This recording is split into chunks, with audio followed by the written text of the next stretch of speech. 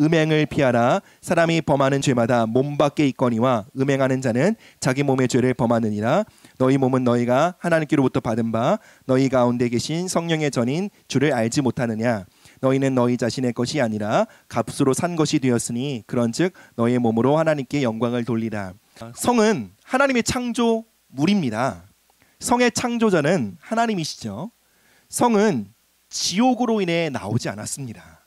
성은 하나님의 디자인입니다. 그러면 하나님이 창조하신 성의 창조 목적은 무엇일까요?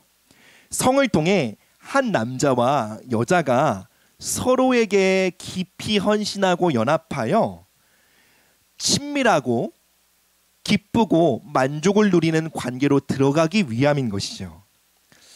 기독교는 금욕의 종교가 아닙니다. 기독교는 복음이죠. 기쁜 소식의 종교입니다.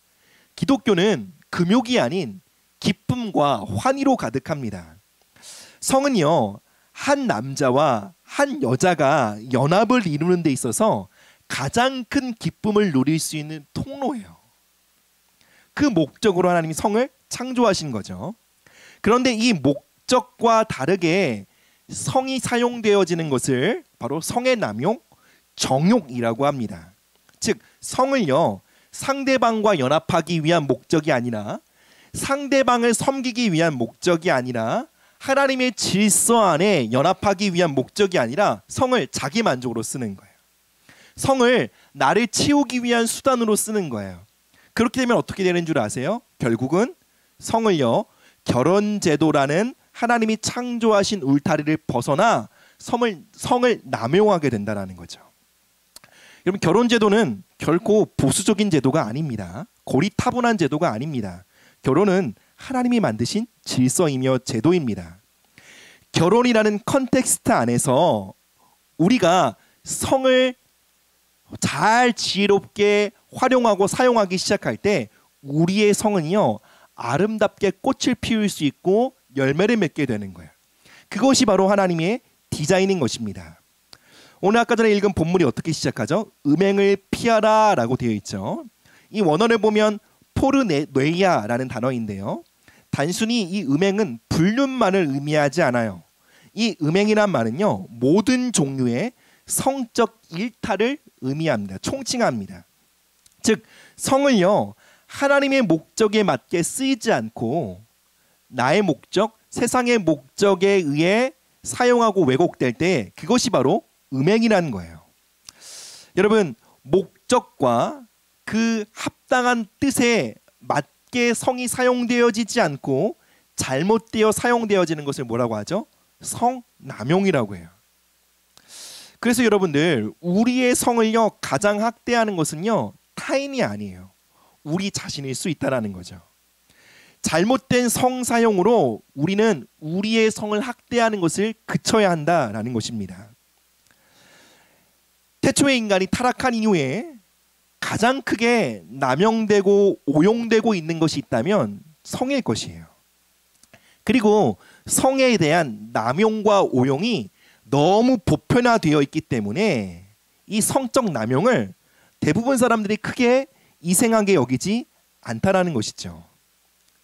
그런데 여러분, 이 성에 관련된 그 기준으로부터, 하나님의 말씀의 기준으로부터 우리가 얼마나 벗어나 있는지는요, 우리가 하나님 앞에 바르게 서 있는지를 보여줄 수 있는 바로미터인 것을 우리는 알아야 합니다.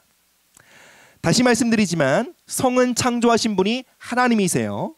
그리고 우리가 성을 창조 목적에 맞게 사용하지 않고 우리의 의미대로 성을 남용하기 시작할 때 그 성욕은 정욕으로 변질되기 시작합니다. 즉 이 성을요, 상대방과 연합하고 또 하나를 되기 위한 그 수단으로 사용하는 것이 아니라 자신을 섬기고 자신을 만족시키기 위한 수단으로 성을 남용하기 시작하는 거예요. 이렇게 성이 남용되기 시작하면요, 우리는요, 정욕에 이끌린 사람이 되기 시작한다는 것입니다. 정욕은요, 하나님이 세우신 결혼 제도를 짓밟고요, 그 결혼 제도를 벗어나 성을 탐닉하려고 한다는 거예요.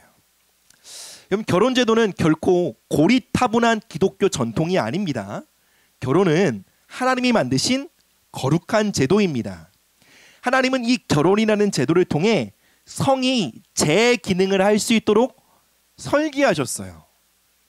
그래서 결혼 제도를 벗어난 성은요, 반드시 왜곡되고 망가지게 되어 있다라는 것입니다. 성경에서는 말세를 향한 여러 가지 징조를 여러 가지로 표현하는데 그 중에 하나가 바로 혼인을, 결혼을 경홀히 여기는 태도에 대해서 말하고 있어요. 여러분, 우리 안에 결혼을 가벼이 여기는 마음이 있다는 것은요, 그것은 정말 죄악된 세상에 물들어가고 있다는 타락의 징조임을 알아야 합니다. 결혼은 세상의 제도가 아닙니다. 결혼은 교회와 마찬가지로 하나님이 세우신 기관이며 제도예요. 하나님이 세상을 지으실 때 최초로 만드신 제도가 무엇이죠? 바로 결혼입니다. 그리고 여러분들, 이 세상의 역사가 종결되어질 때 그 세상의 역사의 종결이 무엇으로 마치게 되죠? 어린 양과의 혼인잔치예요. 즉, 인류 역사의 시작이 결혼이고요, 인류 역사의 마침이 바로 결혼입니다. 인류의 시작과 마침이 결혼인데 이것을 우리가 제대로 세우지 않으면 결국 우리의 삶은요, 모든 것이 무너지게 되어 있어요. 그렇기에 이 결혼이라는 제도를 공격하기 위한 수많은 도전들이, 수많은 위협들이 우리의 삶에 도사리고 있음을 우리는 인지해야 합니다. 다시 말씀드립니다. 결혼은 거룩한 것입니다. 결혼은 하나님의 작품입니다. 그리고 이 결혼이라는 제도 안에서만 성은요, 아름다운 꽃으로 피울 수 있고 열매 맺을 수 있음을 우리는 믿어야 합니다. 결혼을 벗어나 우리의 성을 꽃 피우려고 하는 그 헛된 생각들을 우리는 버려야 합니다. 그것은 결코 우리의 성을요, 꽃 피울 수 없고 우리의 성을 학대하는 결과로 결론 짓게 되는 것이에요. 아까 전에 읽었던 그 본문의 첫 번째 말씀 6장 18절 말씀을 한 번 더 읽어볼게요. 함께 읽어보겠습니다. 시작. 음행을 피하라. 사람이 범하는 죄마다 몸 밖에 있거니와 음행하는 자는 자기 몸에 죄를 범하느니라. 음란의 죄는요, 다른 특성이 있다라는 것입니다. 다른 죄는요, 죄를 범하면 그 죄의 영향력이 몸 밖에, 외부에 머물게 돼요. 그러니까 한 번 벌어진 사건으로 남게 된다라는 거예요. 그런데 음란이란 죄의 특성이 뭐죠? 그 음란이란 행위를 통해 죄의 영향력이 우리의 몸을 장악하게 된다라는 것이에요.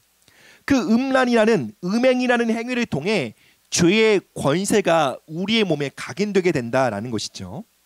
여러분, 죄의 사건이요, 몸 밖에 있지 않고 우리의 몸에 새겨지게 되면요, 그 죄의 힘이요, 지속성을 갖게 돼요.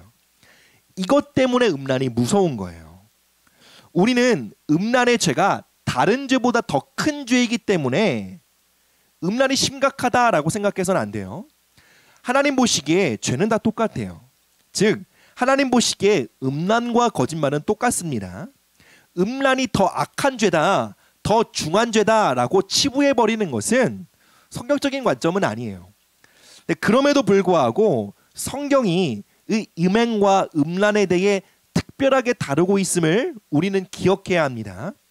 왜 성경이 음행을 특별하게 다룬다고요? 음행이라는 죄를 통해 그 죄의 그 경험과 죄의 파괴성과 죄의 습성들이 어디에 각인돼요? 몸에 각인되기 때문에 그래요. 일단 음란과 음액과 음욕이요, 정욕이 우리 몸에 각인돼 버리면 여러분, 우리의 결혼 생활은 온전한 연합과 즐거움으로 나아가는데 엄청난 장애물을 통과하게 됩니다. 음란이 들어와, 우리 몸에 들어와 우리를 사로잡으면요, 여러분, 심지어 우리가 예수님을 사랑하고 예수님께 헌신하는 것에도 많은 장애물을 겪게 돼요. 음란이 우리의 몸을 사로잡으면 우리가 앞으로 가정에서 이루게 될 아내와 남편과의 연합, 자녀와의 연합과 그 친밀한 교제들이요, 포로로 사로잡히게 돼요. 지난주에 이런 말씀을 드렸죠. 어떠한 힘이요, 어떠한 권세가 우리의 몸에 각인되면 이것은 매우 강력한 힘을 갖게 된다라고 말씀을 드렸어요.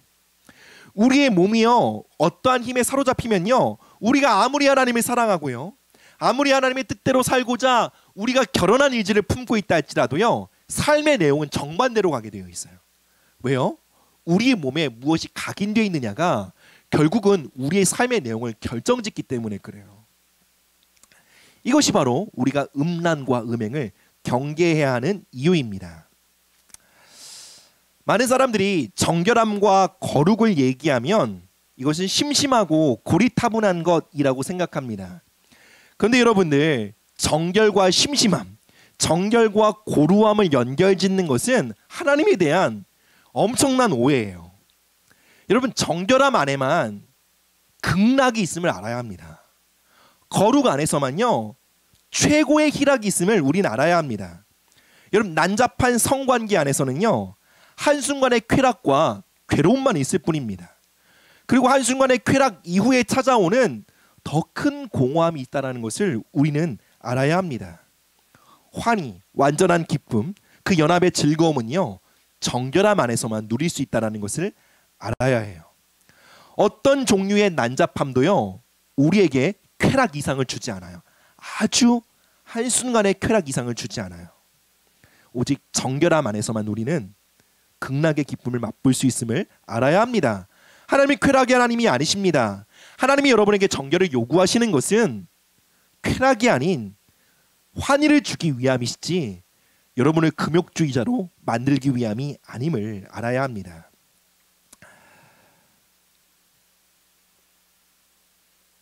세상적으로요, 이런 난잡한 성관계를 맺는 것이 풍성한 성의 기쁨을 누리는 것이다 라고 말합니다. 그러나 그러한 난잡한 성생활은요, 더 큰 만족으로 나아갈 수 없는 길이에요. 결국은 더 큰 불만족, 더 큰 공허감, 더 큰 나락으로 빠질 수 있는 길임을 우리는 알아야 합니다. 음란의 영을 받아들여 우리 몸에 각인되면 여러분, 정결함 안에 있는, 정결함 안에서만 누릴 수 있는 환희를 우리는 빼앗기게 됩니다. 우리는 이 전쟁의 한복판에 서 있음을 우리는 기억해야 한다는 것이죠. 혼전순결에 대해서 많이 들어보셨을 거예요. 혼전순결은 여러분, 결혼 전에 성욕을 절제하는 것이 아닙니다. 결혼 전까지 내 안에 있는 성적인 욕구를 거세하는 것이요, 혼전순결이 아니에요. 그것은 매우 나이브하고 단편적인 혼전순결에 대한 이해입니다. 혼전순결이 무엇입니까? 하나님이 우리에게 예비하신 배우자와의 그 온전한 연합을 통해 우리가 기쁨과 만족과 완전한 환희를 누리기 위해 지금 자신의 삶을 정결하게 지키는 것이 바로 혼전순결이에요. 즉, 혼전순결은 금욕주의가 아니라 기쁨을 향한 절제예요. 장차 오게 될 최고의 기쁨과 만족을 위해 오늘의 삶을 투자하는 거예요. 즉, 미래에 만날 배우자를요, 내가 마음껏 사랑할 수 있도록, 그와 온전히 연합할 수 있도록 오늘의 나의 몸과 마음을 준비하는 것, 그것이 바로 혼전순결입니다. 혼전순결은 지금 현재 교제하고 있는 사람을 못 믿어서 사는 게 아니에요. 아, 이 사람이 결혼식 가봐야 돼. 난 다른 사람과 결혼할지 몰라. 그러나 혼전순결을 지킬 거야. 이런 생각을 하는 게 아니에요. 혼전순결은 내가 미래에 만날 배우자를 가장 온전히 사랑하고 그에게 헌신하기 위한 최고의 투자인 것이죠. 데살로니가전서 4장 3절에서 4절 말씀 보겠습니다. 시작. 하나님의 뜻은 이것이니 너희의 거룩함이라 곧 음란을 버리고 각각 거룩함과 존귀함으로 자기의 아내 대할 줄을 알고. 여러분, 그래서요, 거룩과 정결, 성결에 대해서 얘기할 때 눌리지 마세요. 막 무언가 내 기쁨을 절제해야 되고 막 금욕 생활을 해야 되는 것처럼 오해하지 마세요. 그건 하나님에 대한 매우 엄청난 오해입니다. 하나님이 우리 가운데 정결을 말씀하시는 이유는 우리의 행복 때문이에요. 우리가 나중에 결혼 생활이라는 그 하나님의 제도를 통해 누리게 될 온전한 만족과 연합을 위해 말씀하시는 거예요. 여러분, 이 말씀을 보면 음란을 버리고 거룩함과 존귀함으로 자기의 아내를 대할 줄 알아야 한다라고 말하고 있습니다. 여러분, 우리가 대부분 성을 남용하는 이유는 이것 때문입니다. 성이 내 것이라고 생각하기 때문에 그래요. 죄송하지만, 죄송할 것도 아니죠. 성은 여러분의 것이 아닙니다. 성은 여러분의 배우자를 위한 거예요. 성을 나의 것으로 여기고 나의 만족을 위해 사용하게 되는 순간 여러분 성이 망가지게 되어 있어요. 결혼 전 청년들의 성은요, 미래의 배우자를 위한 거예요. 잘 간직하셔야 돼요. 내가 그걸 잘 간직하지 않고 남용하면 도둑질하는 거예요. 내가 미래에 만날 배우자를 향해 잘 간직하고 깨끗하게 잘 보존해서 원래 주인에게 돌려주는 것이 바로 결혼 생활입니다. 결혼 생활 안에서의 성생활이에요. 그래서요, 우리가 결혼으로 만나 서로가 갖고 있었던 그 성을요, 원래의 주인에게 돌려주는 형식으로요, 성관계, 즉 연합이 이루어질 때 우리는요, 그 성관계 안에서요, 최고의 기쁨과 만족을 누리게 되는 거예요. 근데 서로가 자 짓밟힌 성을 가지고 만나면, 그러면 결혼을 통해 성관계를 맺었을 때 그 성관계 안에서 누릴 수 있는 기쁨과 만족과 환희가 제한될 수밖에 없는 것입니다. 여러분, 음란의 영은요, 이것을 말합니다. 성은 너의 것이야. 그러니 성을 너의 만족을 위해 사용해, 이용해 라고 말합니다. 여러분, 이것은요, 세상의 영의 가르침입니다. 성은요, 여러분의 것이 아닙니다. 여러분의 몸이 여러분의 것이 아니라 그리스도의 것인 것처럼요, 여러분의 성은요, 나중에 만나게 될 배우자의 것이에요. 그걸 잘 지키셔야 해요. 도둑질 하시면 안 돼요. 그걸 짓밟고 함부로 굴려서는 안 돼요. 소중하게 간직하고 아름다운 선물로 배우자에게 드릴 수 있어야 한다는 것입니다. 근데 이렇게 말하면 우리가 다 이해하지만, 우리가 세상을 살아갈 때 이 음란의 영의 외침은요, 매우 강한 설득력을 가져요. 성은 나의 것인 것처럼 받아들여져요. 이 성적인 만족들을 내가 만족시켜 가는 것은 내가 얼마든지 누릴 수 있는 자유와 만족이라고 생각되어진다는 것입니다. 즉, 음란의 영과 이 세상의 영의 외침은요, 오늘을 살아가는 청년들에게 매우 강력한 설득력을 가진다는 거예요.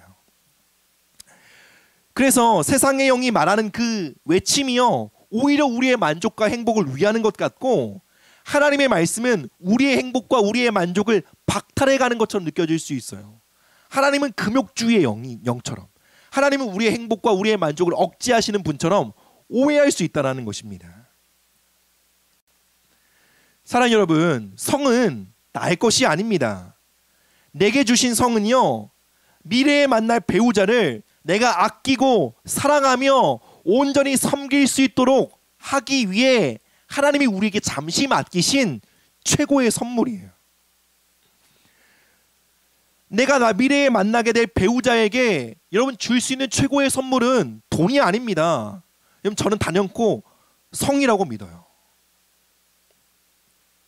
사랑하는 배우자를 만나 줄 수 있는 가장 귀한 선물인 성이요, 이미 여러분의 삶에 짓밟혀 있고 더럽혀져 있고 왜곡되어 있다면, 여러분 결혼 이후에 서로의 성은요, 귀한 것으로 서로에게 받아들여질 수 없는 거예요.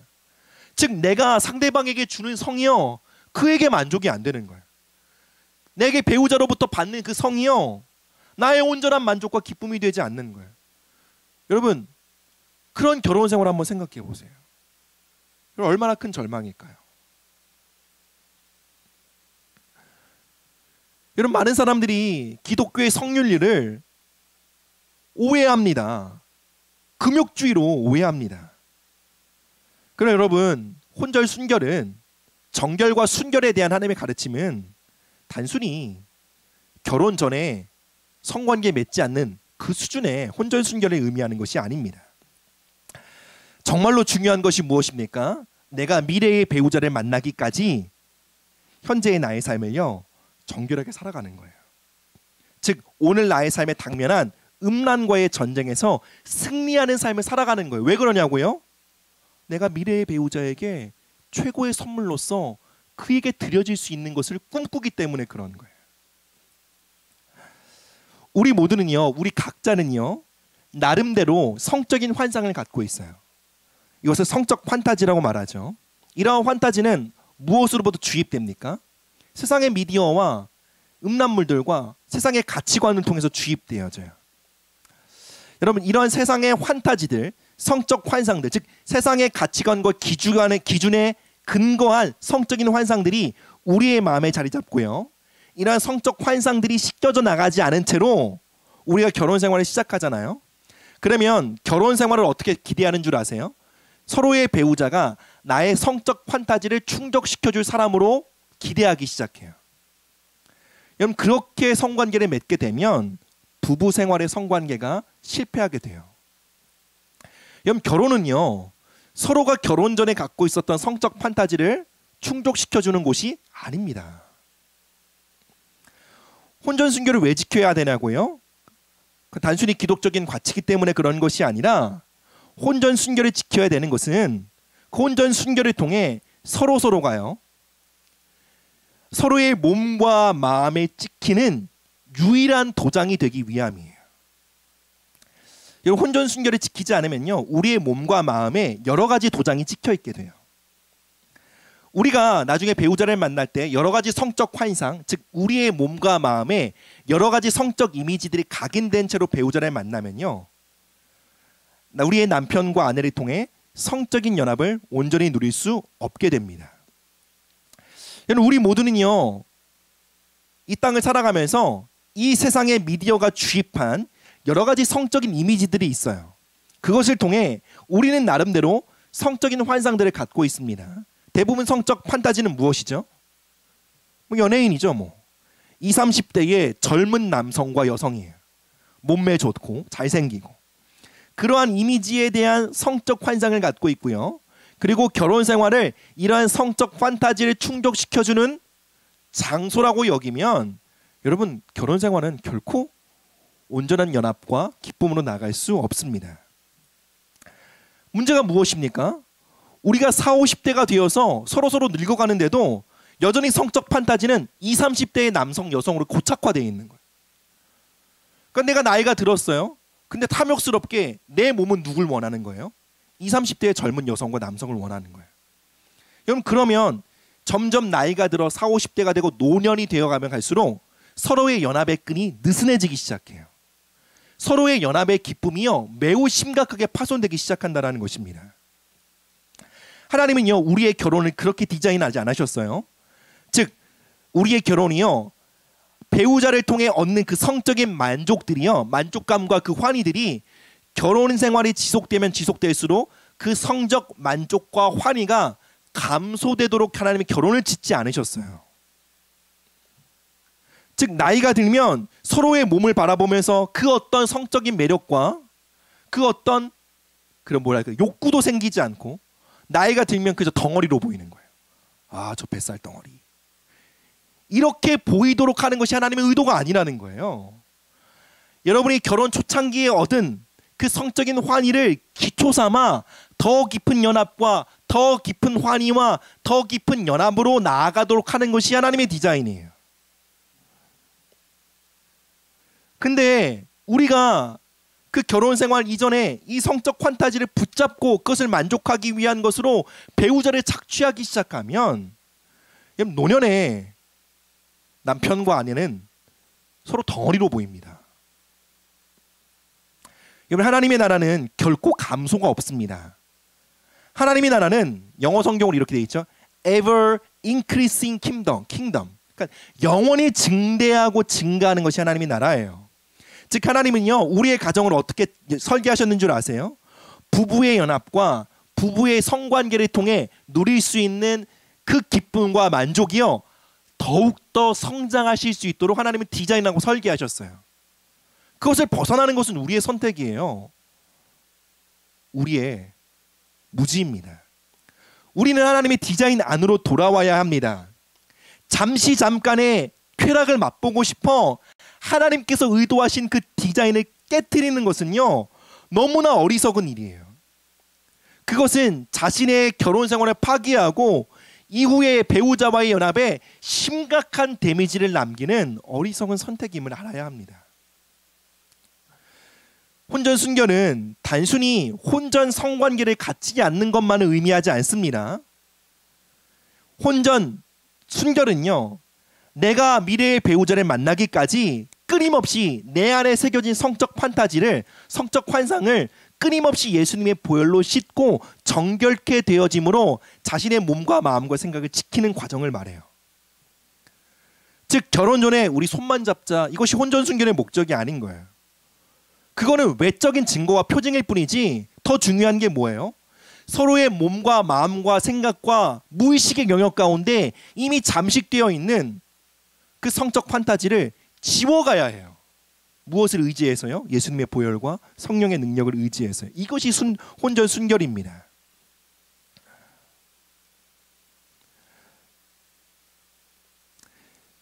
상대방을요, 진짜 나에게 주신 배우자로 믿고 존중한다면요, 현재의 남친과 여친을요, 하나님 내게 허락하신 배우자로 믿는다면요, 그러면 결혼이 확실하니까 한번 선을 넘지 뭐, 이렇게 해서는 게 아니라요, 정말로 믿고 존중한다면 자신의 몸과 마음 가운데 새겨진 그 모든 성적인 이미지들과 성적인 판타지를 매일매일 씻어가는 선택들을 오늘 하셔야 합니다. 그렇게 함으로 네가 상대방에게 나의 성이 가장 고결한 선물이 될 수 있도록 해야 한다는 것입니다. 많은 사람들이요, 혼전 순결에 대해 무의미하다고 생각해요. 혼전 순결이 결혼 이후에 나의 삶에 별다른 영향을 주지 못한다고 생각합니다. 물론 그렇지 않습니다. 우리가 그렇게 생각하는 것은 혼전 순결을 결혼 전까지의 금욕 생활로 이해하기 때문에 그래요. 즉 결혼 전까지 우리는 성관계 맺지 않는 거야, 이 정도로 이해하기 때문에 혼전 순결을 통해 맺어진 그 연합이 별로 유익이 되지 못할 때가 있는 것이죠. 혼전 순결은 금욕이 아닙니다. 금욕은 우리의 결혼을 아름답게 만들어주지 않아요. 오직 정결과 성결만이 우리의 결혼을 아름답게 만들어줍니다.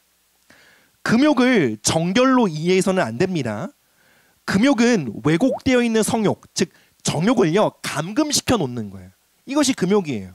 그러니까 해결되지 않은 정욕을 감금시켜 놓는 거예요. 그것은 결코 우리의 미래의 결혼 생활을 풍성하게 만들지 않습니다.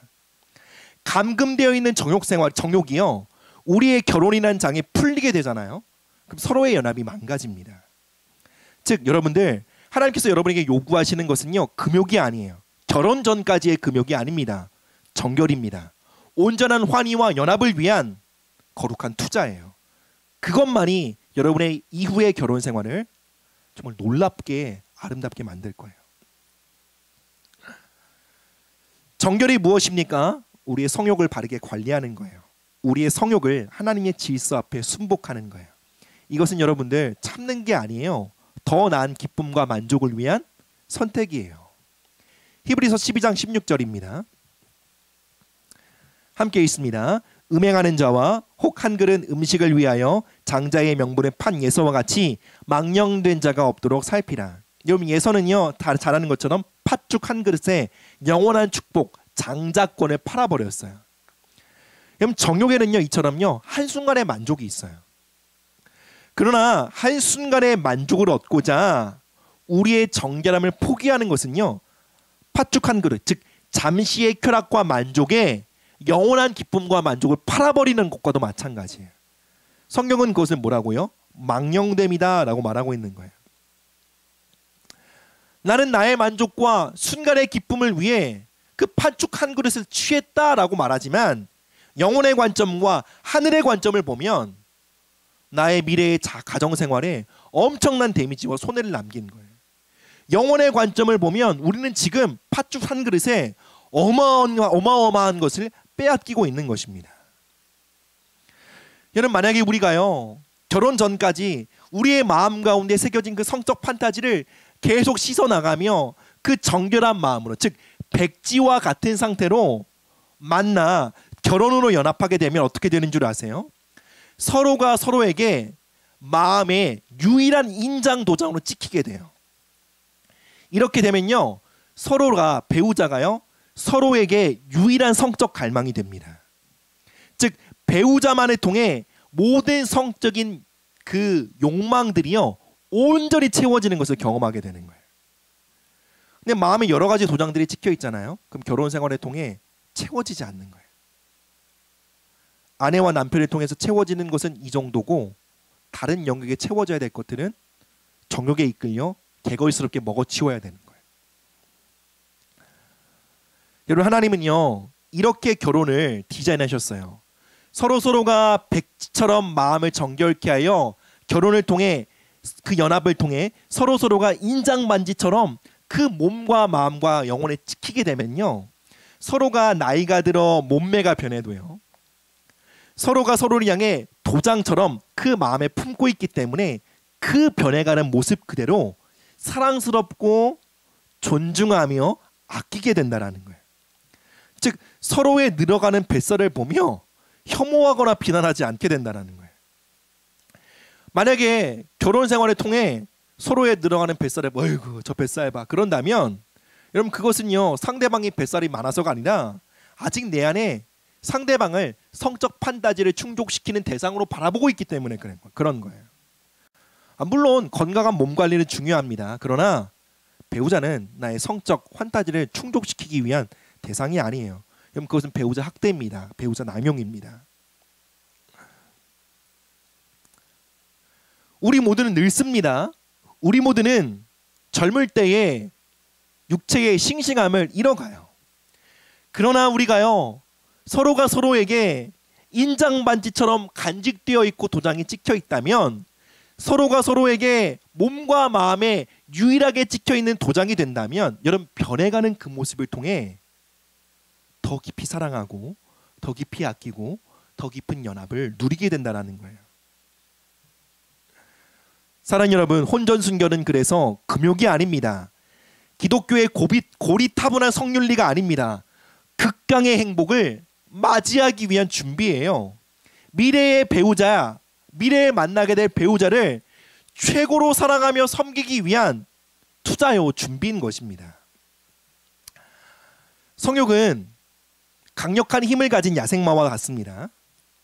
이 야생마가 하나님의 말씀과 질서 안에 길들여지면요, 이 성욕이라는 야생마가 이 결혼 생활을 더 깊은 연합과 기쁨으로 끌고 가는 강력한 엔진이 돼요.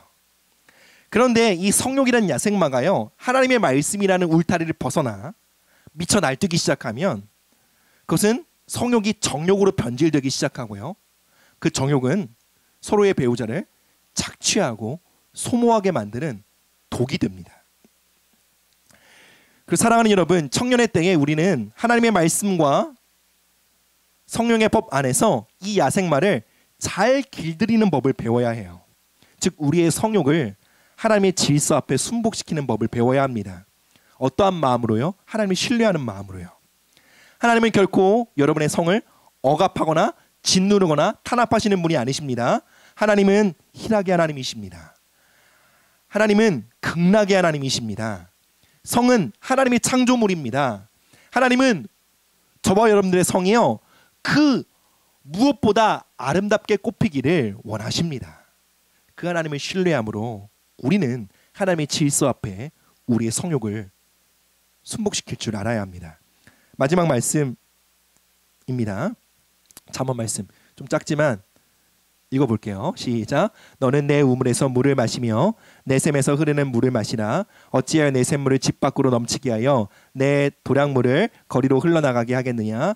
그 물이 내게만 있게 하고 타인과 더불어 그것을 나누지 말라. 내 샘으로 복되게 하라. 내가 젊어서 취한 아내를 즐거워하라. 그는 사랑스러운 안사슴 같고 아름다운 암노루 같으니 너는 그의 몸을 항상 족하게 여기며 그의 사랑을 항상 연모하라.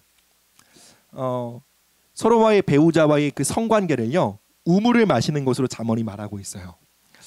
하나님이 여러분 각자에게 예비하신 우물이 있음을 믿으셔야 해요. 정말 나를요 온전히 만족시킬 수 있고요, 온전히 해결할 수 있고요, 내게 온전한 만족을 줄 수 있는 그 배우자가 있음을, 우물이 예비되어 있음을 믿으셔야 해요. 그 소망 없는 견딤은 금욕입니다. 결코 인내가 아니에요. 하나님이 우리 가운데 예비하신 그 우물은요, 절대로 타인과 나눌 수 없는 오직 나만을 위한 우물이에요. 그 우물이요, 오직 나만을 위한 샘물이 되도록 하는 것, 그것이 뭐죠? 바로 그 샘물을 복되게 하는 거예요. 즉 여러분, 우리는요 서로의 배우자를요 이렇게 바라보는 거예요. 우리의 남편과 아내를 나의 유일한 성적 갈망과 만족으로 보기 시작할 때에 그것이 어떻게 하는 거라고요? 서로의 샘을 복되게 하는 거예요. 다시요. 내가 미래에 만날 배우자를요 나의 유일한 성적 갈망이요 나의 성적인 모든 욕구를 해결시켜줄 유일한 샘임을 발견하고 믿고 그렇게 허락하는 것이 뭐라고요? 그 샘을 복되게 하는 거라고요. 서로를 향한 최고의 존중이라는 거예요. 그런데 여러분, 우리가 이 세상이 주는 성적 판타지라는 그 불량식품에 길들여져 있잖아요. 그러면 그 우물을 만나도 목마름이 안 생겨요. 하나님이 예비하신 그 샘물을 맛보고도요, 아, 다른 것이 땡기네, 이런 생각이 들기 시작합니다. 우리의 배우자를요 사랑스러운 암사슴으로 바라보지 못하고 복된 샘물로 인식하지 못하는 것은요 배우자의 문제가 아니에요. 잘못된 샘물에 길들여진 나의 부패한 입맛이 문제인 거예요. 독스에 길들여진 우리의 몸을 디톡스해야 합니다. 어떻게 디톡스해야 될까요? 마지막 말씀 읽고 마치겠습니다. 히브리서 9장 13절 14절 말씀 읽습니다. 시작. 염소와 황소의 피와 및 암송아지의 죄를 부정한 자에게 뿌려 그 육체를 정결하게 하여 거룩하게 하거든 하물며 영원하신 성령으로 말미암아 흠없는 자기를 하나님께 드린 그리스도의 피가 어찌 너희 양심을 죽은 행실에서 깨끗하게 하고 살아계신 하나님을 섬기게 하지 못하겠느냐. 여기서 히브리서 기자가 구약의 제사를 먼저 말하죠. 여러분, 구약의 제사 어떻게 드립니까? 어린 양을 끌고 오죠. 제사자가 죄인이 끌고 오는 거예요. 그리고 누가 양을 잡는지 아시죠? 제사장이 대신 잡아주지 않습니다. 내가 죽이는 거예요. 내가 그 양을 눕히고 묶고요 각을 뜹니다. 자신의 죄로 인해 그 처참하게 난자하게 죽어가고 도륙되고 있는 그 재물을 볼 때요, 그 재물의 심장이 식어져 가고 그 피가 사방으로 튀겨 내 몸에 튀기고요, 그 뜨거운 피를 만지기 시작할 때에 어떻게 된다고요? 그리고 그 피가 제사장에게 전달해야 돼요. 그 제사장이 그 아직도 싱싱하고 뜨겁게 살아있는 그 피를요 죄인의 몸에 뿌리기 시작할 때 어떻게 된다고요? 몸에 각인된 죄의 역사가 종결된다고요. 그것이 구약의 제사의 효력이었다는 거예요. 이 성적인 트라우마와 성적 각인은 매우 강력합니다. 근데 어떻게 그냥 되는 거 아니에요. 아, 예수님 회개하면 그렇게 되는 게 아니라 그 과정을 제사자가 겪는 거예요. 칼에 찔려 헐떡헐떡 숨을 몰아가는 그 양을 보는 거예요. 여러분, 그게 얼마나 큰 충격일까요? 그 피를 뒤집어 썼을 때 여러분, 그것이 얼마나 강력한 각인일까요? 그러니까 그 강력한 각인이 무엇을 씻는 거예요? 몸에 새겨진 죽은 행실을 씻는 거예요. 구약의 제사도 그렇게 피 튀기는 제사를 통해 한 생명이 난자하게 도륙되어지는 그 장면을 내가 만지고 경험하고 그 피냄새를 맡음으로 내 몸에 더 강력한 각인이 새겨지는 거예요. 그러므로 어떻게 되죠? 그 육체를 정결하게 하여 거룩하게 하거든. 몸에 새겨진 죄의 역사가 종결되는 거예요. 나의 삶을 죄의 습성과 죄의 영향력과 그 죄와 사망의 힘으로 몰고 가는 죄의 힘이요 증발되기 시작하는 거예요. 너무 엄청난 각인 앞에요. 한 생명이 처참하게 도륙되는 그것을 손과 눈과 온몸으로 체험하면서요. 근데 14절에 이어서 이렇게 말하죠. 하물며 영원하신 성령으로 말미암아 흠없는 자기를 하나님께 드린 그리스도의 피가 너희를 정결케 하지 않겠느냐. 뿐만 아니라 너희의 몸과 영혼을 하나님을 섬기도록 능히 하시지 않겠느냐라고 말씀하고 있는 거예요.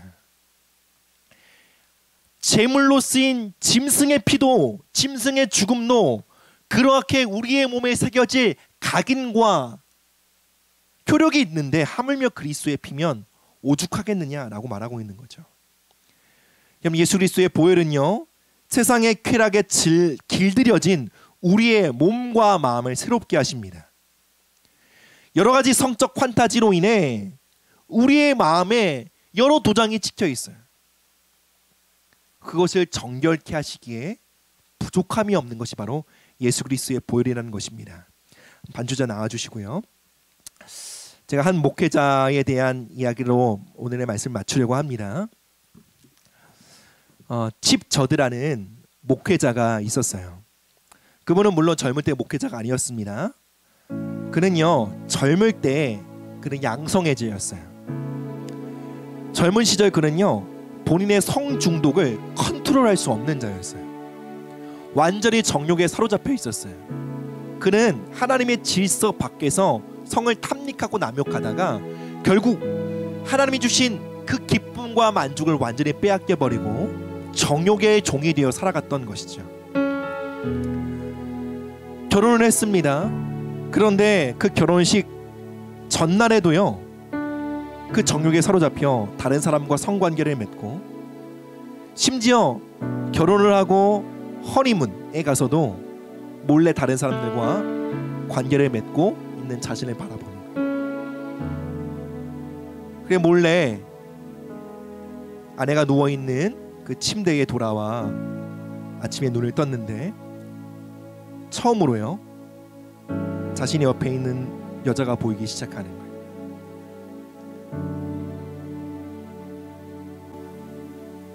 그럼 말할 수 없는 탄식과 절망과 하나님의 긍휼을 구하는 그 절박한 심령이 그에게 몰려오게 되었고요. 그는 곤히 자고 있는 아내 옆에서 무릎 꿇고 하나님의 은혜를 구하기 시작합니다. 예수님, 제가 이 여자를 아프지 않게 하도록 저에게 은혜를 주십시오.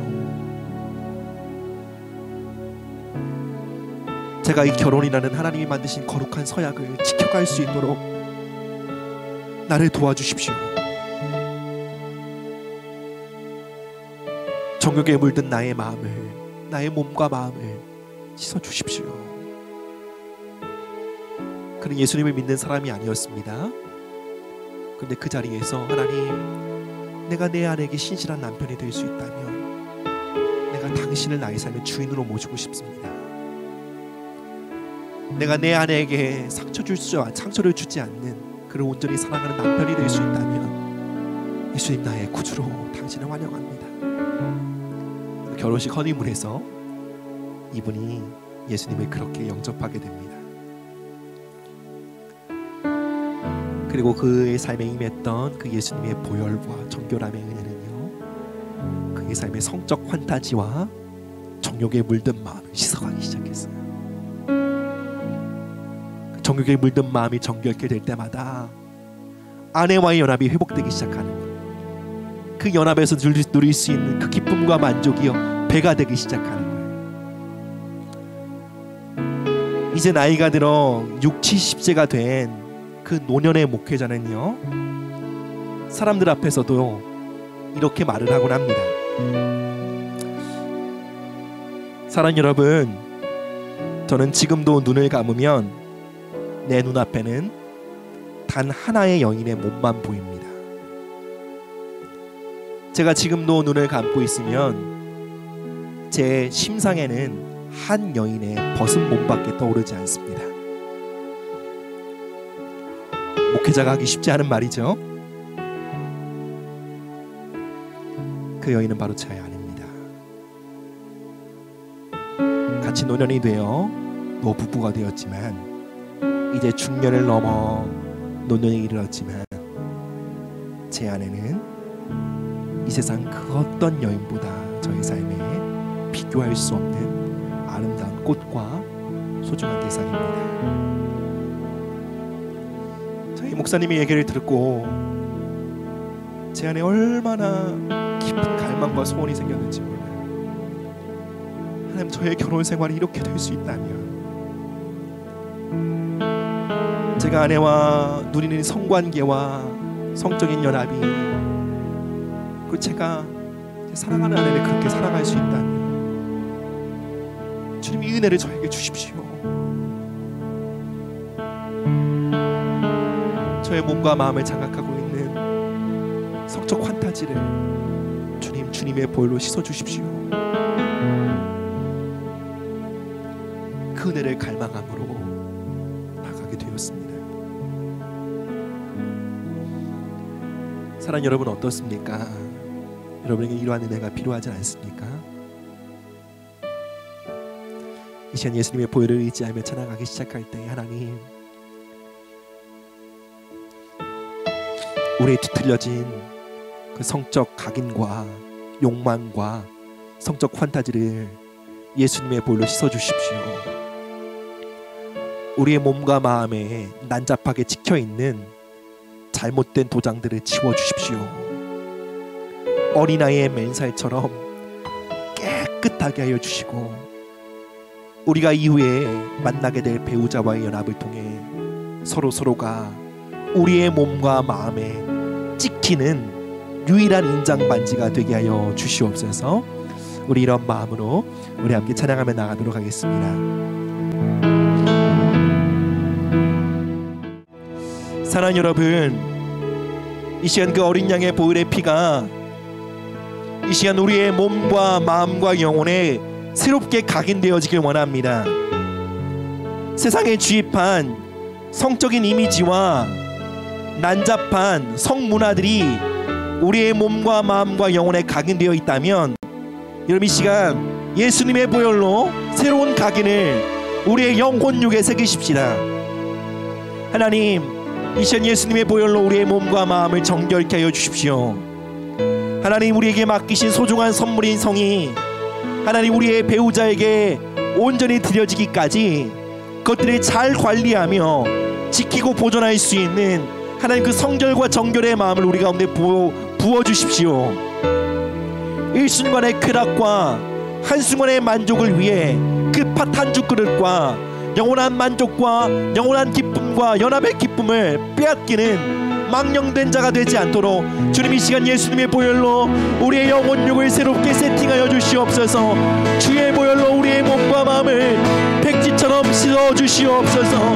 하나님, 나의 삶이 우리의 삶에 예비하신 배우자를 향한 최고의 선물이 되게 하여 주시옵소서. 하나님께 기도하며 나갑니다. 주여, 주의 보혈 감사해, 주의 보혈 의지해. 예, 주님, 하나님 이 시간 정결한 예수 그리스도의 보혈의 피가 하나님 우리의 생각과 우리의 마음과 우리의 몸에 각인된 모든 성적인 그 판타지들을 씻어주기를 기도합니다. 주님, 이 시간 예수님의 보혈의 강물처럼 우리 가운데 흘려보내 주시옵소서. 하나님 그 십자가의 그 하나님 그 보혈이 하나님 우리의 삶에 흐르길 원합니다.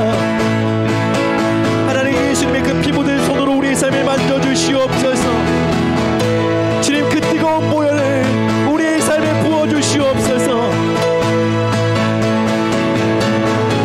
주님께서 흘리신 그 물과 보혈을 하나님 우리의 삶에 다시 한번 부어주시기를 기도합니다.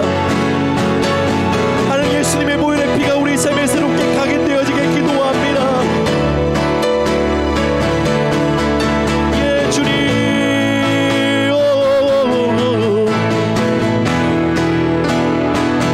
주의 보혈, 예수의 피 의지합니다. 주여, 이 시간 예수의 보혈의 피로 우리 마음 가운데 우리 생각 가운데 잠식되어 있는 모든 성적인 환상들과 모든 성적인 욕망들을 씻습니다. 예수의 보혈로 씻어주시옵소서. 이 시간 주님의 보혈의 강물같이 쏟아부어 주십시오. 청년들의 몸과 마음에 각인된 모든 성적인 트라우마와 하나님 아버지의 정욕들을 씻어주시기를 기도합니다.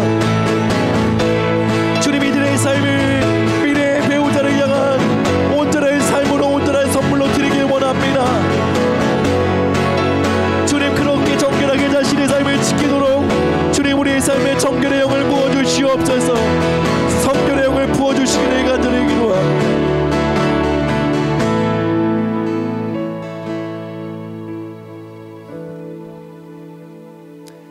사랑하는 여러분, 이 시간 우리가 함께 기도하기를 원합니다.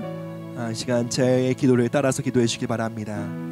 하나님 아버지, 따라서 기도해 주십니다. 하나님 아버지, 이 시간 예수님의 보혈로 우리의 몸과 생각과 마음을 씻어주시기를 기도합니다.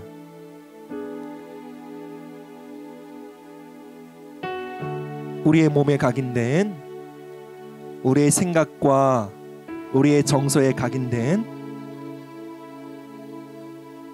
정욕과 헛된 세상의 환타지들을, 성적 욕망들을 이 시간 예수님의 보혈로 깨끗하게 씻어주시기를 기도합니다. 잠시 그 보혈의 피로 여러분의 몸과 마음을 씻으십시오. 그 보혈을 여러분 이 시간 뜨거운 피로, 내게 오늘 만져지는 피로 누리세요. 그 생생한 임재를 가져오시는 것이 성령님의 임재입니다. 성령님의 능력입니다. 마치 우리가 짐승을 잡고 그 피 튀기는 현장에 있는 것보다요, 예수님의 보혈을 더 실제되게 하시는 것이 성령의 능력입니다. 이 시간 예수님의 보혈이요, 여러분의 손과 여러분의 몸에 뜨거운 피로 경험되어지길 축복합니다. 여러분, 그것이 성령님이 우리 가운데 가져오시는 축복이에요. 성령님을 의지하세요. 그 보혈의 온기가 여러분의 몸에 각인되게 하세요. 그 보혈의 피비린내가 느껴지도록 기도하세요. 온몸으로 받으세요. 여러분, 믿음으로 그 역사를 바라보시고 기대하셔야 합니다. 성령님 부으세요. 이 시간 그 뜨거운 예수님의 보혈을 붑니다. 그 보혈의 피를 만집니다. 그 강물처럼 흐르는 보혈이 우리 사랑하는 청년들의 삶에 그 온 육체에 흐르기를 기도합니다. 머리부터 발끝까지 그 보혈의 피가 부어짐을 믿음으로 바라보게 하실 뿐만 아니라, 그 보혈이 이 시간 이들의 삶 가운데 만짐받도록 하나님 임하세요. 주님, 이들의 보혈의 씻음이 교리가 아니라 몸에 각인된 하나님의 역사가 되게 하여 주십시오. 하나님, 예수님의 보혈을 교리와 신앙으로 아는 것이 아니라 내 몸에 새겨진 각인을 끊어버리는 권능으로 경험하도록 이 시간 역사하여 주십시오. 내 몸과 마음과 생각에 새겨진 성적 판타지들을 찢는 하늘의 권능으로 경험되어지도록 성령님 이 시간 역사하여 주시기를 기도합니다.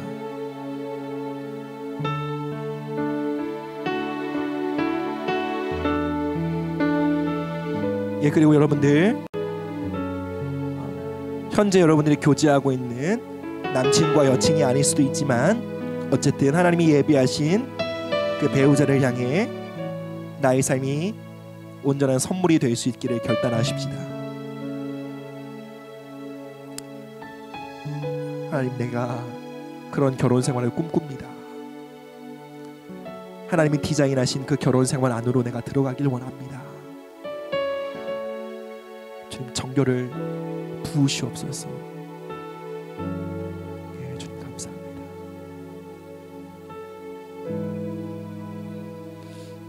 주님 감사합니다.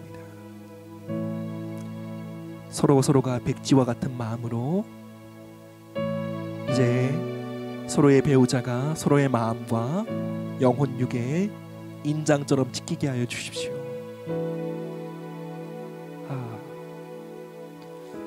하나님, 사랑하는 우리 청년들의 결혼 생활을 그렇게 축복합니다. 예수님의 이름으로 이들의 결혼이 하나님의 창조 목적과 질서 안에 세워질 것을 축복합니다. 감사합니다. 감사합니다. 환희가 가득한 결혼 생활이 되게 도와주십시오. 온전한 친밀함의 연합이 있는 결혼 생활로 축복하여 주십시오. 주님 감사합니다. 감사합니다. 그렇게 하실 주님께 감사를 드리며 이 모든 말씀 예수님의 이름으로 기도드립니다. 아멘.